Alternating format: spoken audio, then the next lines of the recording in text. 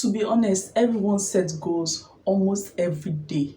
A lot of people achieve their goals while some do not, and we have a lot of books out there telling us how to achieve our goals faster. But sometimes these things just don't work. Now, I was in the same situation for years until I stumbled on a book written by Scott Adams titled How to Fail at Almost Everything and Still Win Big, kind of the story of my life.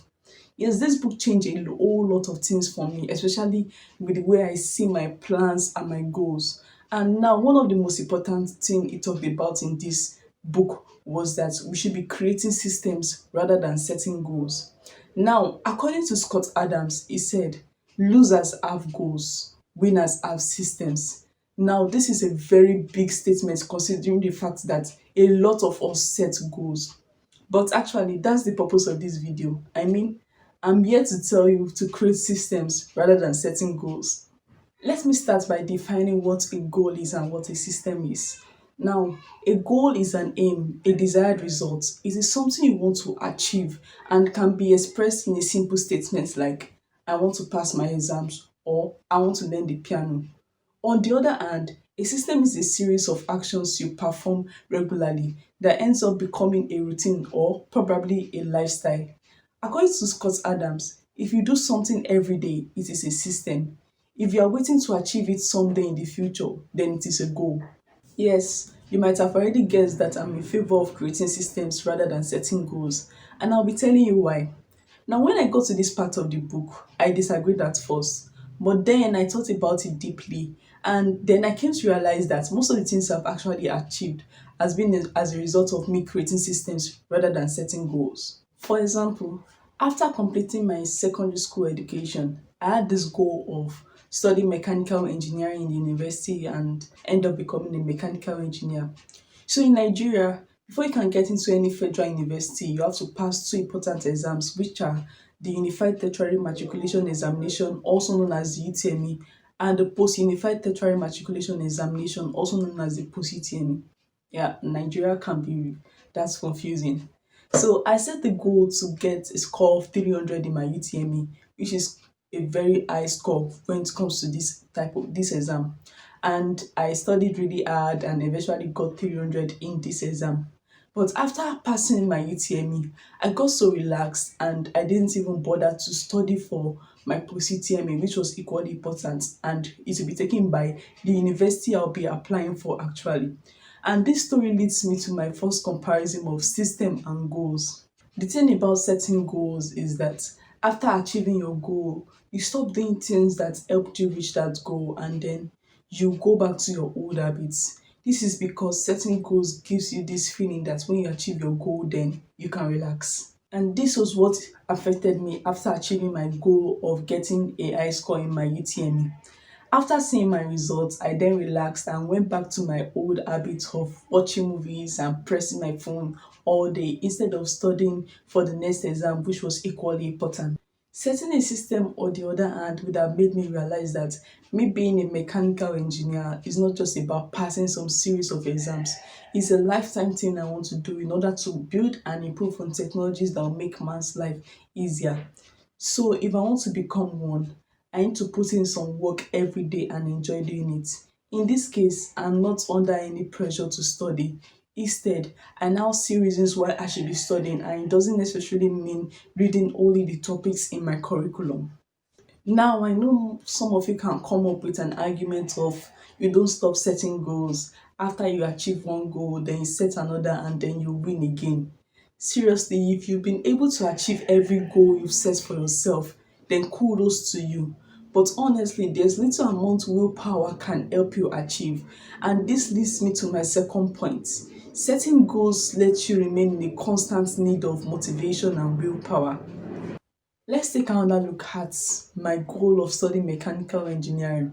After passing my UTME, I had already exhausted every willpower and motivation I had within me. Like the fire was no longer there again. Now, this was the main reason I couldn't get myself to study, because the thought of having to motivate myself again and gather enough energy after 3 months of ups and downs trying to pass the last exam was tiring itself. Like seriously, I got discouraged at some point and I thought that mechanical engineering was not for me. All of this eventually got me an average score in my post-UTM.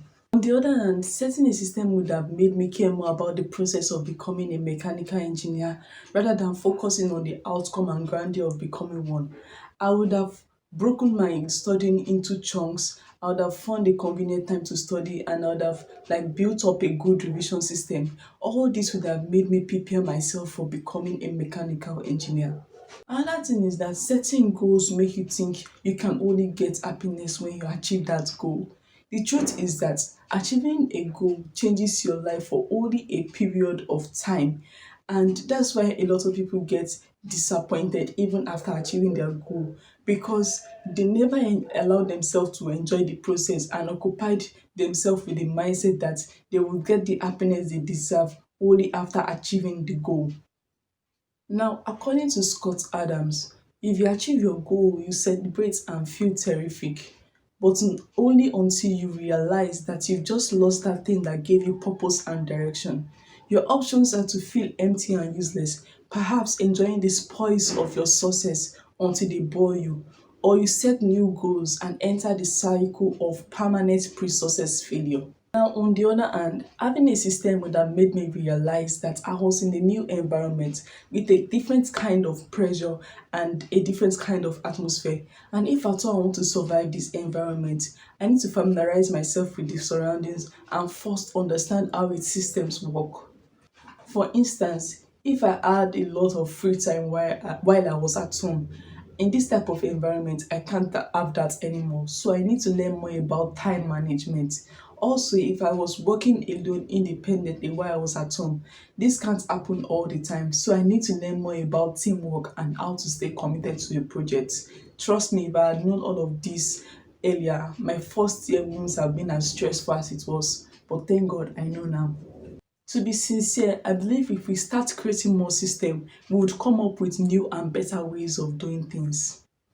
Setting goals puts you in this survival for the fittest mindset.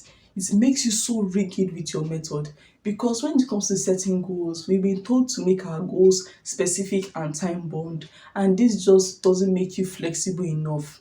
On the other hand, when you are creating systems, you can come up with multiple ways just to achieve one thing, because you are engaging all of you just to create it. Hence, creating systems makes you more creative and even gives you stories to tell about your process. Now, some of you might say you need goals in order to create systems, but that's not true. Goals and systems stand independently from one another. The purpose of setting goals is to win the game, but the purpose of creating systems is to continue playing the game. Goals makes you stop at checkpoints, while creating system takes you on the whole journey and even makes you better than you expected. You can also set systems for anything you want. For instance, I have a system that I use to declutter my mind. Anytime I'm involved in a focused work like studying or writing a script and something just pops up in my head, I take out a piece of paper and then jot them down. And this helps me to concentrate better because I don't have a whole lot of things fighting for attention in my head. And when I'm done with my work, I take out the list and then prioritize everything in the list according to their urgency or importance. So this helps me to forget things less and helps me to declutter my mind and focus on what I should be doing now or later. So guys, I hope you've now seen reasons why you should be creating systems rather than recycling and giving up on goals. Seriously, it's fun creating systems. The journey can be slower, but actually they are more effective. And that's all for this video. But before I go, I really want to appreciate all of your feedbacks concerning my videos. Trust me, they've been really helpful. Thanks for watching, but before you go, please don't forget to like this video, hit the subscribe button down below, and you should also turn on the notifications to my channel so that you'll be aware when I post new videos like this anytime.